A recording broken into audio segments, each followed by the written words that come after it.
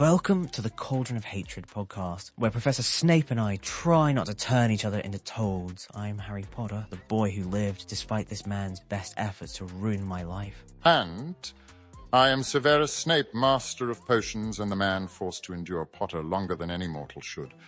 Why I agreed to this podcast remains a mystery. Probably because Dumbledore made you. He does love those little jokes, you know. Don't mention that name and wipe that foolish grin off your face, Potter. It reminds me of your father, which is reason enough to deduct 50 points from Gryffindor. Go ahead, Snape, deduct points. We're not at Hogwarts. Though, wait, you probably carry a little notebook to tally how many points I've lost in a day, don't you?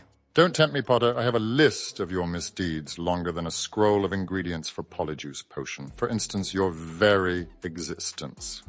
And I've got a list of your achievements. Item 1. Wears the same cloak for 20 years. Item 2. Pretends no one annoys him but blushes when Malfoy calls him Sev. How dare you? Draco never... That's none of your business, Potter. And my cloak is a classic, unlike your hand-me-downs that seem to come from the Dursleys. Ouch, low blow. Still, Snape, I was thinking, if you were a bit kinder, maybe I wouldn't have poked around in your mind during occlumency lessons. If you were a bit smarter, Potter, you'd realize invading my mind was a worse idea than inventing flu powder. But no, you're the hero. Rules don't apply to you. Right, you're the picture of law-abidingness. Shall I remind you how you nearly fed me to Voldemort in the 5th book? I saved your miserable life more times than you can count, ungrateful brat, and all you did was get in my way. Well, if I'm so awful, why did you even teach me? You could have just told Dumbledore, Severus, I am out. This bespectacled kid is hopeless. Believe me, I tried.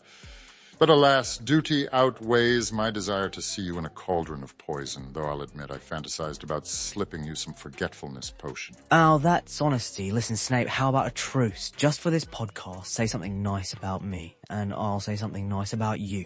Very well, you are not the worst duelist I've seen, but don't get cocky, Potter, that's no compliment. Wow, almost sweet. My turn, you look pretty cool when your cloak billows in the wind, like some Muggle action movie. Potter, your compliments are as dreadful as your potions, but I suppose I'll accept it. Don't think we're friends now, though.